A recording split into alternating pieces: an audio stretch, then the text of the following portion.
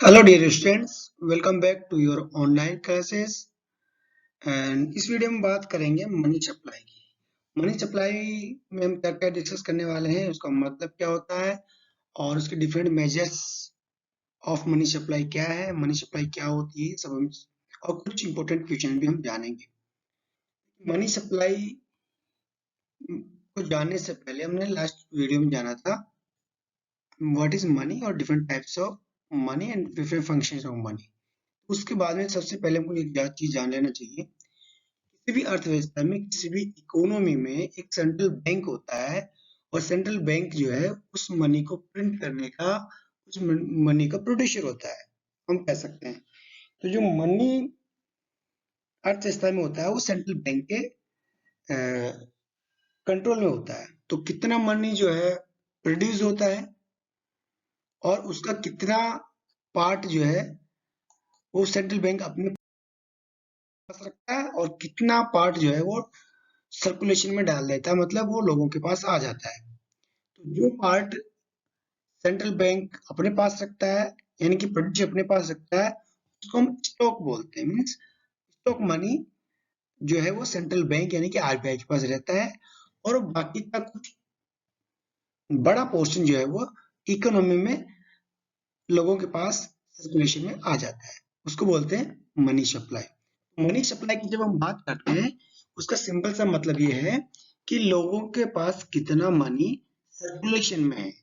Means total amount of money in circulation within the economy.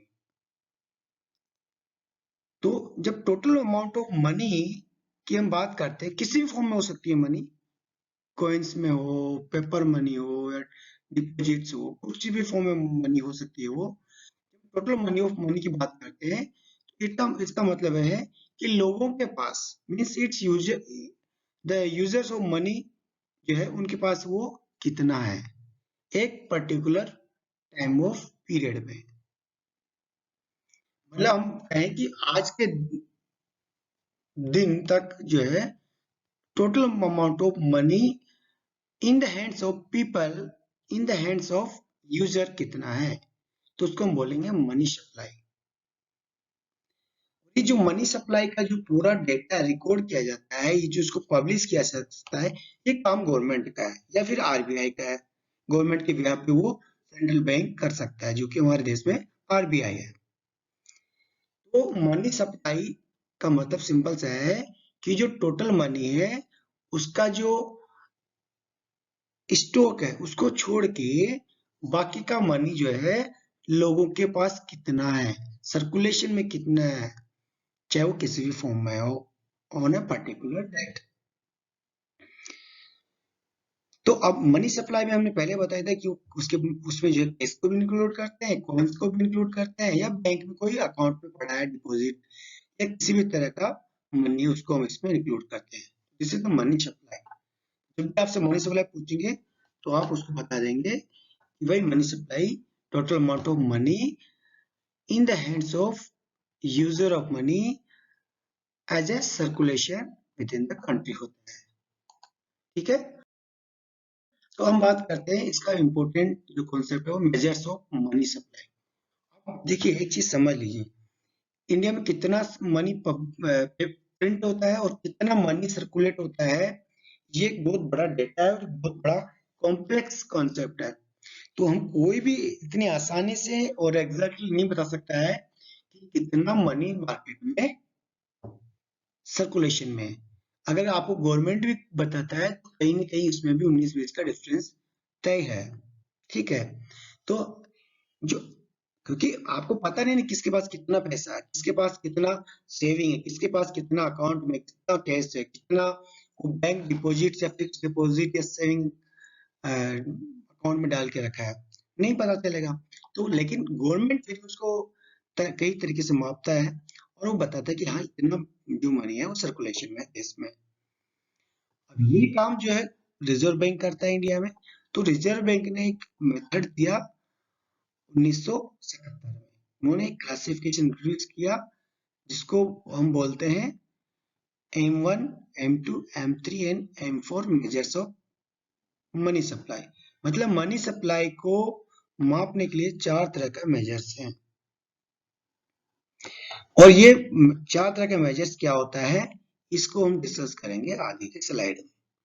लेकिन उसमें हम देख लेते हैं कि जो M1, M2, M3 और M4 है, ये है लिक्विडिटी के हिसाब से जो है इनका एक ऑर्डर होता है। लिक्विडिटी क्या होता है? लिक्विडिटी का मतलब सिंपल सा होता है कौन से एसेट्स को, कौन से इंस्ट्रूमेंट को हम तुरंत कैश में कन्वर्ट कर लें। जितना फास्ट हम उसको कैश में कन्वर्ट कर लेंगे वो उतना ही लिक्विड है, उसकी लिक्विडिटी उतनी ही हाई है। सबसे ज्यादा लिक्विडिटी जो होती है वो होती है M1 मनी का, ठीक है।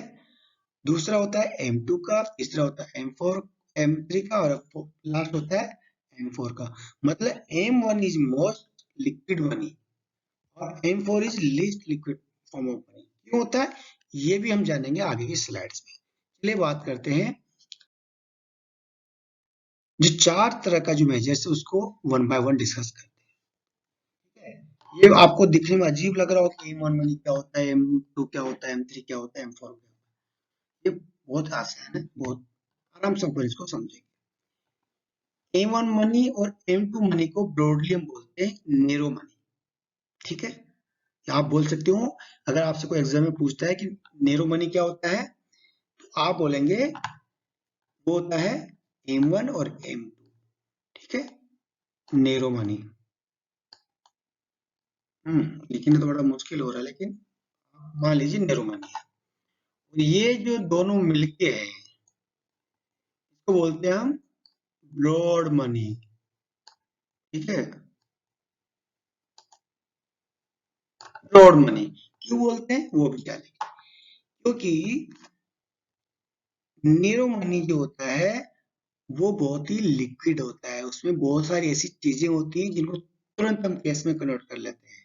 और ब्रॉड मनी क्या होता है उसमें बहुत सारे ऐसे इन लिक्विड मनी भी होती है, इनमें इन लिक्विड असेट्स इंस्ट्रूमेंट होते हैं जिनको आप कैश में कन्वर्ट करने में समय लगेगा, क्योंकि वो टाइम डिपॉजिट है, क्योंकि इनमें फिक्स डिपॉजिट है, तो एक मैच्योरिटी के बाद भी आप उसको कैश में कन्वर्ट कर सकते हैं। सो मेनी थिंग्स, पर आपको उसमें नहीं जाना है, आपको उसमें नहीं जाना है, और आपको जो है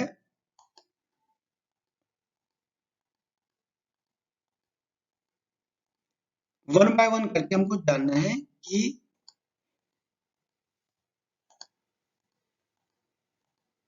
M1 क्या होता है और M2, M3, M4 मनी क्या होता है, इतना सा हमको जान लेना है, ठीक है। सबसे पहले बात करते हैं M1 मनी।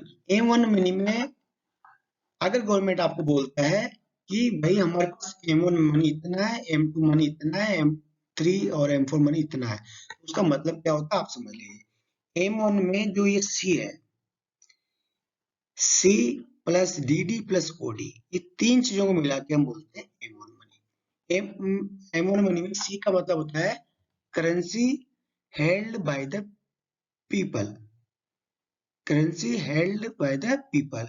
लोगों के पास कितनी करेंसी, कितना पैसा है, कितना मनी है, ये लोगों के पास पैसा है, प्लस डिमांड डिपॉजिट, लोगों का बैंक में कितना पैसा है, चाहे वो सेविंग बैंक में हो या वो करंट सेविंग अकाउंट में या करंट अकाउंट में, उसको बोलते हैं डिमांड डिपॉजिट्स। प्लस तीसरा है ओडी, अदर डिपॉजिट्स, ठीक है। अदर डिपॉजिट्स क्या होता है? अदर डिपॉजिट्स में हम लेते हैं कि कॉमर्शियल बैंक का पैसा आरबीआई के पास कितना रखा है, the money kept with RBI, the money of commercial bank kept with the RBI, इसको बोलते हैं ऑडी, अदर मनी। तो अगर कोई आपको बोलता है कि हमारे पास एम मनी, गवर्नमेंट बोलता है, गवर्नमेंट बोलता है कि हमारे पास एम मनी इतना है, तो आपको समझना होगा कि उसमें लोगों का पैसा है और उसमें बैंक में जो डिमांड डिपॉजिट्स के तौर पे पैसा रखा है वो भी इंक्लूड है, और बैंकों का पैसा जो आरबीआई के पास रखा है वो भी इंक्लूड है, ठीक है। तो तीनों को मिला के हम बोलते हैं M1। M2 क्या बोलते हैं? M2 में हम जो M1 plus deposit with post office savings, ठीक है, ये हम इसको इंक्लूड करते हैं। मतलब तीनों ही चीज C plus D plus OD और plus deposits with post office saving deposit इसमें इंक्लूड करते हैं हम। पोस्ट ऑफिस में भी लोगों का सेविंग अकाउंट होता है, उसी को हम जो है इसमें इंक्लूड करते हैं। तो इसको आप ऐसे भी लिख सकते हैं M1 plus deposit with post office, ठीक है, सेविंग्स, पोस्ट ऑफिस सेविंग्स को इंक्लूड कर देंगे M1 में, तो M2 आ गया। देखिए एक आपको समझना है, बाकी आपको इसी से निकल जाना है। M3 क्या होता है, आपको M1 में जो है टाइम डिपॉजिट को इंक्लूड कर देना है। टाइम डिपॉजिट क्या होता है, फिक्स डिपॉजिट हो गया या टर्म डिपॉजिट हो गया, उसको बोलते हैं टाइम डिपॉजिट। तो M1 में जो है आपने अगर टाइम डिपॉजिट जोड़ा तो M3 हो गया, ठीक है। तो आप इसको ऐसे भी लिख सकते हैं, C plus D plus OD plus deposit, नहीं OD plus net time deposit या टाइम डिपॉजिट भी बोल सकते हो, इसको आप बोलेंगे M3। फिर आता है M4। M4 क्या होता है, M4 में आप M3 plus total deposit with post office, ठीक है, total deposit not only saving, total, उसमें और भी कोई होगा फिक्स डिपॉजिट वगैरह तो वो भी इंक्लूड हो जाएगा। यहाँ पे तो अपन ने केवल सेविंग कोई इंक्लूड किया था, लेकिन यहाँ पे टोटल डिपॉजिट को इंक्लूड करेंगे। तो M3 मतलब ये M3 में अगर हम टोटल डिपॉजिट जोड़ देंगे तो M4 मिल जाएगा।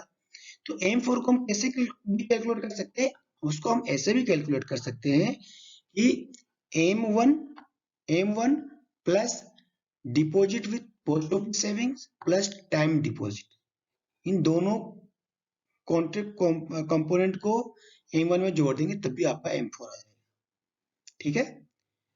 तो यहाँ पे अपन ने क्या किया, इसको बोलेंगे हम M1 plus deposit with post office savings और टोटल डिपॉजिट करेंगे तो आपका M4 आ जाएगा। तो बहुत सिंपल है, कंफ्यूज नहीं होना है, बस आपको M1 को समझ लेना अच्छे से। M1 के बाद में M2 से निकल जाएगा और M3 भी उसी से निकल जाएगा और M4 भी उससे निकल जाएगा। यहाँ पे हमने currency with people, demand deposit और अदर डिपॉजिट को बना के M1 निकाला, और उसमें अगर हमने पोस्ट ऑफिस का सेविंग जोड़ दिया तो M2 हो गया, और M1 में अगर हमने टाइम डिपॉजिट जोड़ दिया तो M3 हो गया, और M1 में हमने टाइम डिपॉजिट के साथ पोस्ट ऑफिस सेविंग भी जोड़ दिया तो आपका M4 हो गया, ठीक है। या फिर M3 में अगर हमने टाइम टोटल डिपॉजिट जोड़ दिया तो भी आपका M4 निकल के आ जाएगा।